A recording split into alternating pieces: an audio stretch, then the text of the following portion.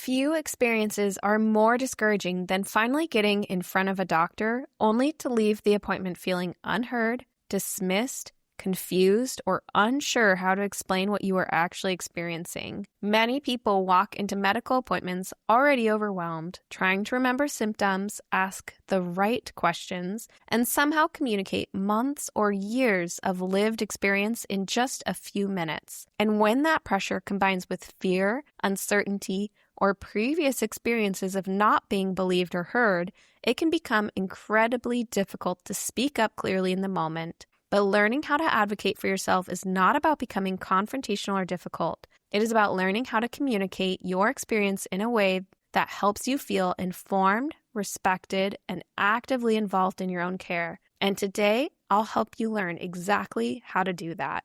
Medical appointments can stir up a surprising range of emotions. Many people walk into the exam room carrying fear, urgency, confusion, and pressure to explain everything clearly in just a few minutes, while the doctor enters the room with limited time, a chart, and the responsibility of interpreting complex medical information quickly. The clinician brings medical training and knowledge of treatments while you bring the daily reality of living inside of your body, yet many patients have never been taught how to bring that experience into the conversation. They worry about asking too many questions or fear being a quote-unquote difficult patient. Others find themselves forgetting what they meant to say the moment the appointment begins. Learning to advocate for yourself does not mean challenging your doctor or becoming confrontational. In many cases, it means learning how to share your experience clearly and confidently so that your provider has the information they need to help you. Before we explore how to do that, let's begin with a story. If you're new here, this is Renegade Remission, where we break down the science and stories behind how people support their bodies through serious and chronic illness.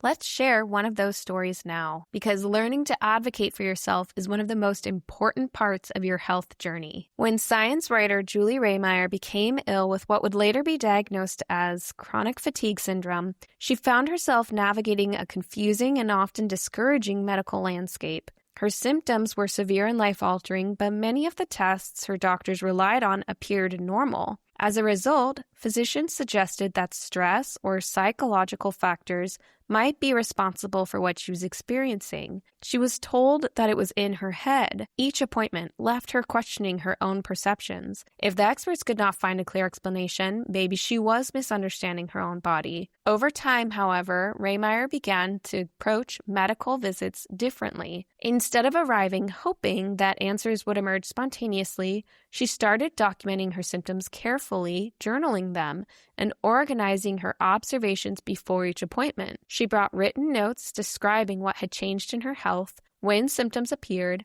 and what questions she wanted to ask. When something did not make sense, she asked for clarification. When concerns were dismissed quickly, she requested further discussion. This transformed the nature of her medical encounters. Conversations became more collaborative, and she was able to guide doctors towards a clearer understanding of what she was experiencing. Reflecting on those years, Rehmeyer has described self-advocacy as one of the most important tools she developed as participation in her own care.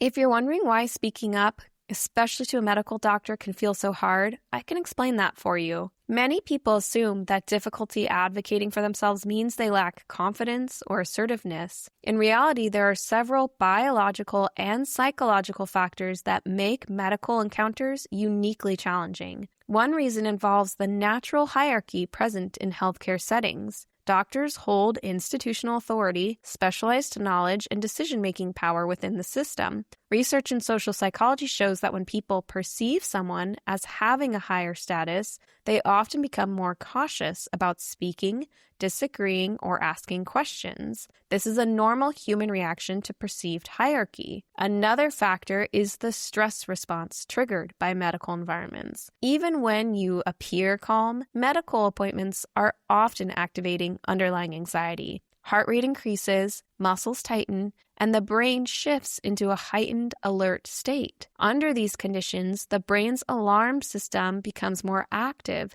while the areas responsible for planning and language can become less efficient. This is why many people forget questions they meant to ask or find themselves agreeing to plans they do not fully understand. It's also why so many people often think of the important questions only after the appointment has already ended. Preparation can make a significant difference because it provides structure when the brain is under stress. Cultural expectations also play a role. Many people were raised with the belief that professionals should not be questioned and that being polite means avoiding disagreement or confrontation. These habits carry into healthcare settings, making patients hesitant to express uncertainty or preferences. Yet research and modern medicine is increasingly recognizing that patient participation improves communication, outcomes, and decision-making. When patients ask questions, clarify their concerns, and share their goals, then the clinician is better able to tailor care to the individual. Another barrier is the memory of previous dismissal. Many patients living with complex illnesses have experienced appointments where symptoms were minimized or misunderstood, or maybe were told they were all in their head. These experiences can create a protective instinct to remain quiet in future encounters to avoid repeating that emotional pain. Over time, repeated dismissal trains people to stop trusting their own observations and intuition, even when those observations are important and accurate. Understanding these dynamics helps explain why self-advocacy is a skill that must often be learned rather than something that comes naturally. If advocating for yourself feels difficult, it does not mean you are failing. The medical system can be intimidating even for confident, articulate people. Recognizing the structural and emotional factors involved can reduce the self-criticism that many patients carry. Instead of blaming yourself for feeling overwhelmed in appointments, begin to approach those interactions with practical tools that make communication easier. Here are some practical ways to advocate for yourself. One of the most effective strategies is bringing a short written list to every appointment, identifying the 3 symptoms that most affect your daily life, the 3 questions you most want answered, and your goal for the visit provides a clear starting point for the conversation. Sharing this list at the beginning of the appointment can help focus the discussion and ensure important topics are not forgotten. Another helpful approach is organizing your thoughts in a simple structure. Describing your experience, expressing your concern, and asking a clear question allows your doctor to understand both the facts and the context of what you're experiencing. For example, you may say that your fatigue has increased significantly over the past month, that you are concerned it is affecting your ability to function or work, and that you would like to explore possible explanations and options. It can also be helpful to bring another person with you when possible. A trusted friend or family member can take notes, remind you of questions, and provide emotional support during the appointment. Asking clarifying questions is another important skill. If an explanation is at all confusing, ask the doctor to restate it in simpler terms or to describe what it means for your daily life to improve your understanding. You won't look stupid if you ask them to explain. If you have a specific supplement or treatment protocol or natural health alternative that you'd like to look at, remember to bring supportive research about that thing with you to the appointment. Do not assume your doctor has read all the latest research and knows what's out there. Most doctors do not keep up to date on current research, so you need to do your own research and come prepared with it.